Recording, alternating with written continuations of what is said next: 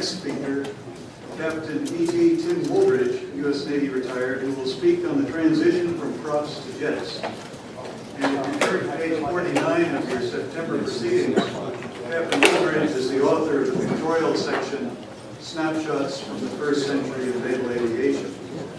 He is a graduate of the Naval Academy, U.S. Navy Test Pilot School, the National War College, and his master's degree is from the George Washington University.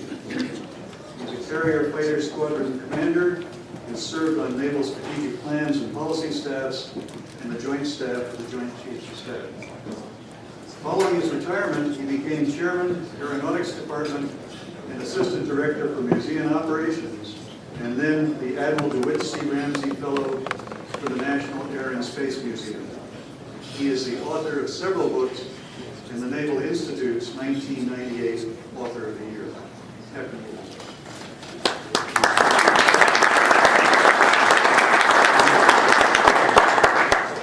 Thank you very much, Dennis. I've just been told I keep it for 20 minutes, so we just lost about 10 years off the presentation. I'm reminded as I listened to our last panel of the status of the Navy in the next 10, 20, 50 years.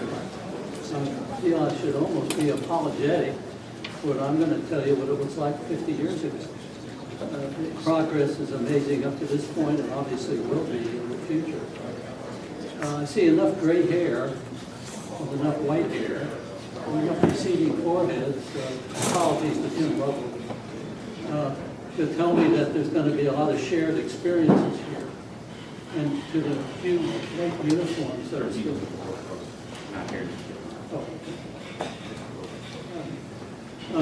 for the midshipmen, I'm going to tell you a few sea stories as we go along.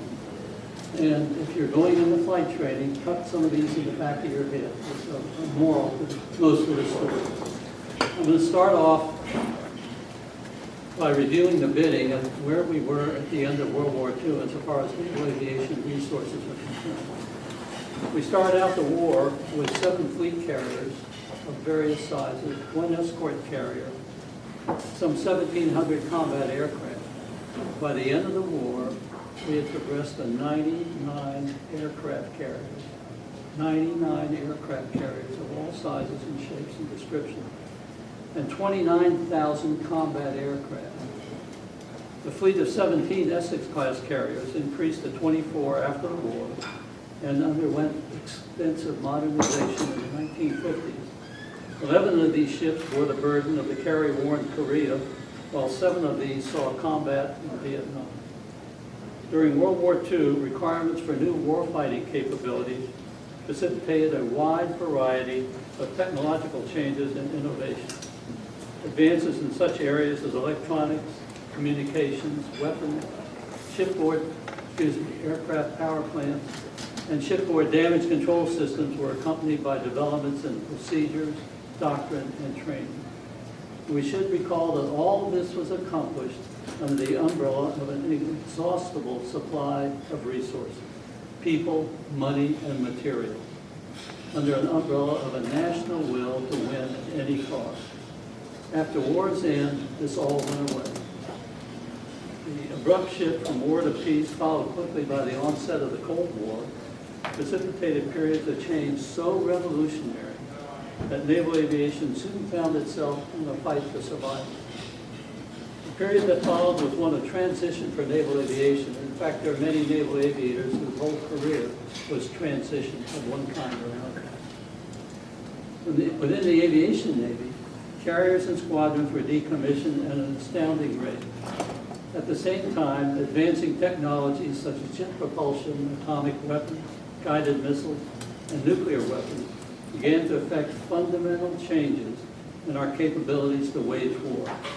The Navy's immediate and pressing problem was to begin the evolutionary process of matching new technologies with obsolete weapons and doctrine, all the while maintaining an overseas presence and redefining roles and missions in the newly created National Defense Establishment. The battlefield really shifted from the Atlantic and the Pacific Oceans through the hallways of the Pentagon and the committee rooms in Congress. In the fleet, seaplane pilots used to find from battleships and carriers, and cruisers, realized that their days were numbered. The last of the long line of ship-based float planes left service in 1949, as catapults on the fantail were replaced by helicopters. By 1961, the airship had also seen its mission absorbed by land-based patrol planes and helicopters. Eventually, the last operational flying boat squadron was decommissioned in 1966. Such changes were logical and inevitable, and for the most part, welcome. However, the brunt of the transition to the jet age was borne by the carrier pilots, using the outmoded procedures and obsolete equipment of the war years. It is difficult for carrier pilots of later generations to appreciate the task that faced many of the pilots of the late 1940s and 1950s. Many were often inadequately trained and in jet squadrons, sometimes led by pilots who did not understand what jet aviation was all about. And they often placed their pilots in situations from which there was no safe way out. It is difficult enough for the new pilot in his first fleet squadron, fresh from Pensacola and perhaps jet transitional training. He still had the physical characteristics and invincibility of youth to get him through the rough times if he was good or lucky enough. Pity the unfortunate recalled reservist, a multi-engine or seaplane pilot during the war, a family man suddenly thrust into flying situations that were totally foreign to him and he was not prepared for. The catastrophic accident rate of the post-war decade was the worst in the history of peacetime naval aviation. And apropos of recalled reserves, I'm reminded of a story. There was once an outfit in Key West, Florida, back in the 50s called Fleet All-Weather Training Unit Atlantic, fought land. And its function was to train pilots in the science and skill of doing intercepts at night. They were flying World War II CAPT, propeller-driven fighters. One of these recalled reserves was named Jim Nocelli. He was a bookie from the Boston mobs. He was also a seaplane pilot in World War II, flying off the USS New Jersey battleship. One night at the bar on a Friday night, we were all gathered around. I understand that's frowned on now. And he complained that he was going to kill himself, by accident, of course. That afternoon, he had been up flying, making gunnery runs, and he pulled out too steeply. He went into a spin, but recovered just above the surface of the Gulf. He said, "I've never done this before in my life. I have no business being here." 4 days later, he was dead. He did exactly what he said he was going to do, and he got into a spin, and he could not recover, and he was killed. Ironically, interesting, the person who took his body home to Boston was his best friend in Key West, who was a Boston homicide detective. And when the funeral was over, his name was Ernie Schrock. When Ernie came back to Key West, he said, "I've never seen so many flowers in all my life at the funeral." He said, "So afterwards I went up and I checked the cards and some of the wreaths and the flower arrangement." He said, "Half the guys I saw there were guys I was chasing around Boston when I was a homicide detective." There was another story, sad, but it did happen. We were up flying one night on a routine night formation flight with an instructor and 3 of us students. On the left wing of the instructor was a guy named Steve Skomsky, class of 49 from the Naval Academy. We went into a puffy little cloud. It was a beautiful night otherwise. When we came out of that cloud, there were 3 of us. Skomsky was gone, and to this day, I don't think they've ever found any wreckage or remains. My supposition is that he probably got vertigo. There were stars in the sky, shrimp boats down the Gulf, no horizon at all, and somehow or another he got disoriented and was too busy to make a radio transmission. That would be the end of the story. But this part the ladies here might appreciate. 6 months later, my bride-to-be and I went into a jewelry store, Bailey Banks and Biddle in Philadelphia, to get her a miniature of my class ring for her engagement ring. The place was almost deserted. It was in the evening. There was an elderly lady. She was elderly to me at that time. And she waited on us, and I tried to explain to her what a miniature was. And she said, well, I'm perfectly familiar with what a miniature was. My son was a Navy pilot and a Naval Academy graduate. And she said, unfortunately, he was killed 6 months ago. And you can tell where this story is going. I said, well, that's too bad. I commiserated with her. And I said, where did it happen? And she said, Key West. And I said, are you Mrs. Stomsky? And she said, yes. And I said, I was the last person to see your son alive. So the tears came. But we had a good conversation, and I had the feeling that maybe she had reached some closure of some kind. But those things happen. Vertigo is a nasty business. In the case of the jets, the heart of the problem was a combination of factors that included carrier landing approach speeds, acceleration time of the jet engine, heavier aircraft with structural deficiency, design deficiency, poor flight deck illumination, poor radar approach control facility. Night flying off a straight deck carrier in the 40s and 50s and the early jets frequently added a whole new meaning to the phrase stark terror. All the ingredients for an accident were present. An inexperienced young or old pilot attempting to land aboard ship at night in bad weather, flying on instruments at a very low altitude over the water in a descending turn to the left, without radar control, while looking for the ghost-like figure of a landing signal officer back on the fantail, in his lighted flight suit, waving his lighted paddle at you. It was an extreme test for a man and machine. Naval aviation's planning for the simultaneous transition to jets and all-weather flying was essentially a half-baked loaf. Day fighters, always in search of a tactical edge, were the first to go jet, naturally. Converting from the F-8F Bearcat to the F-4U Corsair propeller-driven airplanes of the World War II era, to the Panther and the Banshee jets, was basically a well-organized program within each squadron. 12 to 14 aircraft, 20 to 24 pilots, and about 200 enlisted men, all led by a lieutenant commander or a commander. Ideally, the switchover took place in a carefully monitored 4 to 6 month period of structured training ashore, after which the squadron resumed its regular place within its carrier air fleet and then deployed to the 6th Fleet in the Med or the 7th Fleet in the Western Pacific. This is an ideal situation which did not occur all the time. The entire evolution was pretty straightforward. The schedules were rigorous. Both pilots and ground crews received intensive operational readiness tests were used as final exams. Unfortunately, and here's the crux of the whole matter, night or flying in poor weather was given short shrift.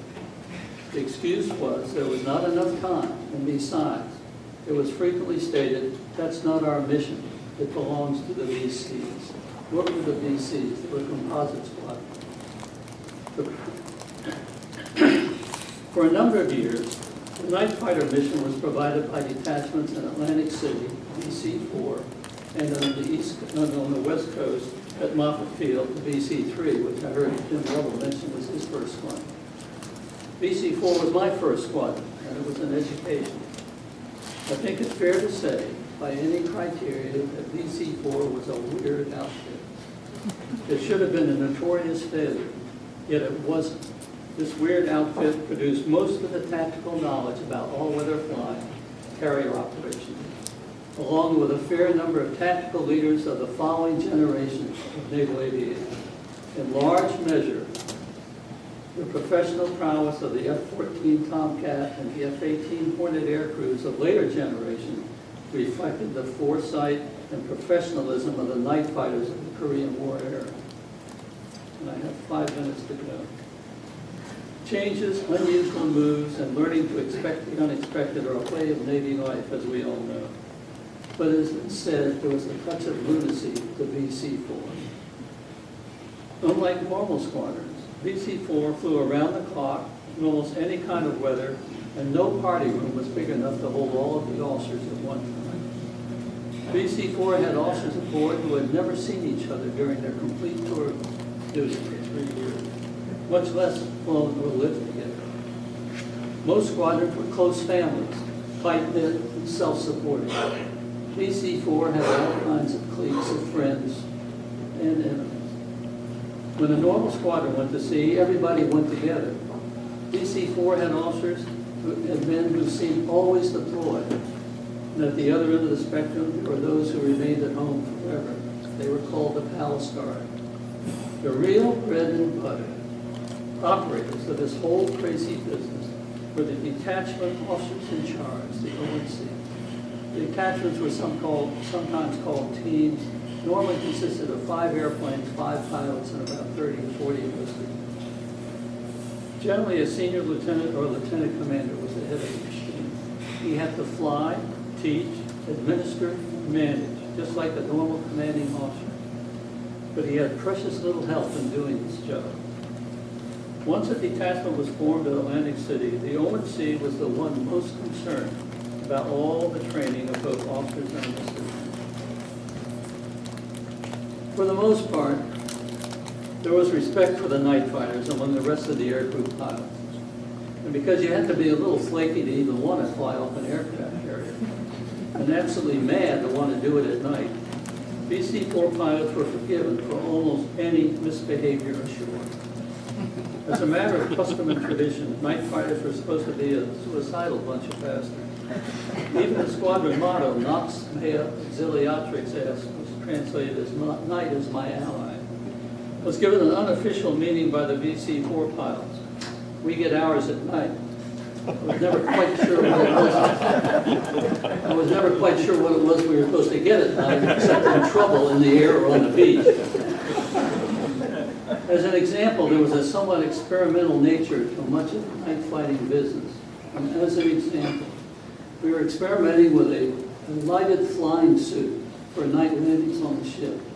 And Bill Allen, one of our LSOs, rigged up Christmas tree lights on his flight suit, down his torso and his arms and his legs and the paddle. And we went up one night, and I was making an approach in a Banshee, a twin jet. And there was this lighted apparition back there on the fantail, very visible, and all of a sudden one half of them disappeared. And so I told him so.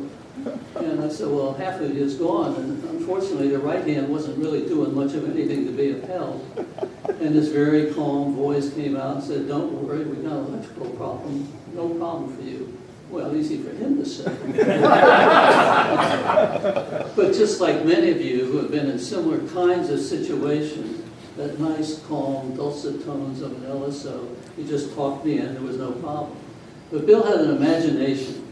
And we had been complaining about the lack of adequate centerline lighting to line up at night. So the next day, Bill Allen went around and swiped most of the one-cell flashlights that he could get off survival vests of all the pilots.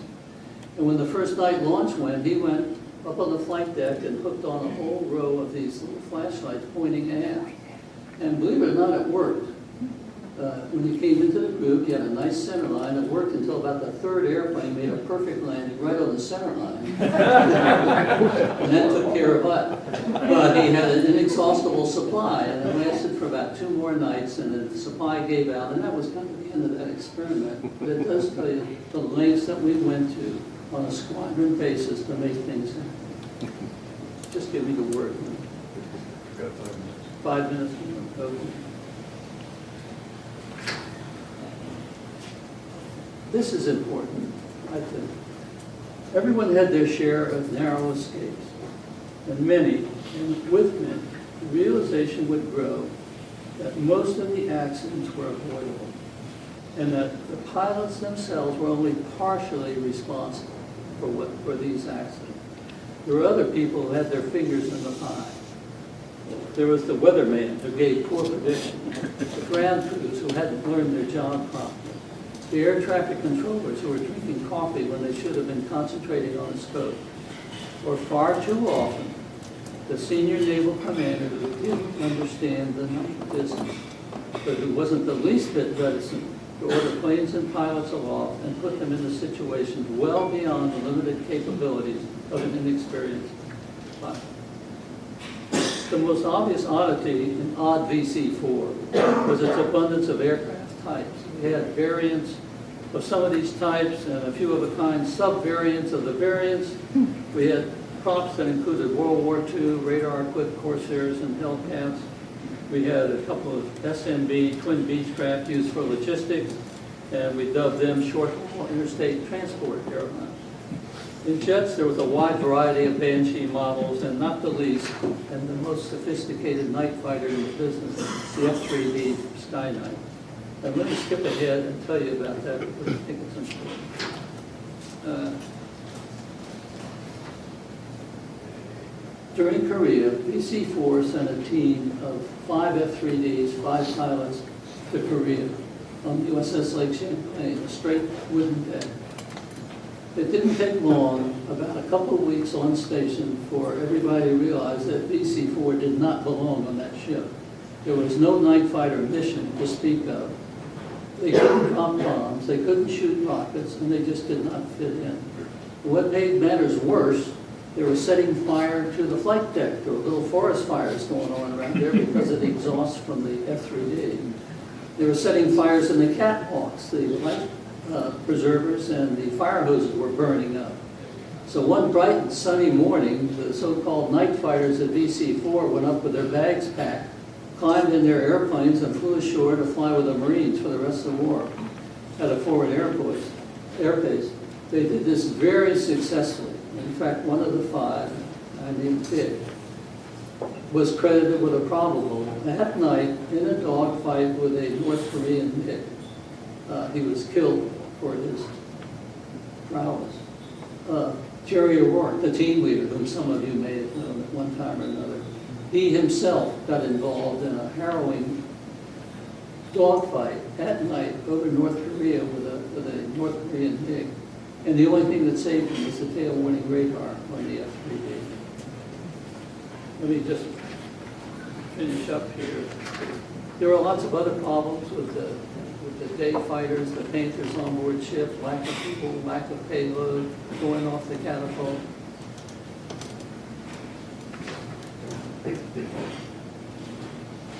So I think maybe we should end up, well, let's maybe finish up by saying, I painted a pretty dismal picture in some respects. But the changes did come. By the late 50s and the early 1960s, naval aviation was moving into its 4th generation of jet aircraft on board ship. And critical changes had been made. From the British came the angled deck, the steam catapult, and the mirror landing system, later to be replaced by the Fresnel lamp. The Essex-class carriers of World War II were modernized to accommodate high-performance aircraft. And the so-called supercarriers like the Forstall were coming into commission, and the nuclear-powered Enterprise was just over the horizon. The replacement air group, the RAG concept, had been instituted, which provided formalized training for air crews before they got to their squadron, not afterwards. And after years of frustration, doubt, and perseverance, the air crews, the aircraft, and the ships were all on the same page, and with reasonable confidence and safety could conduct all-weather flight operations.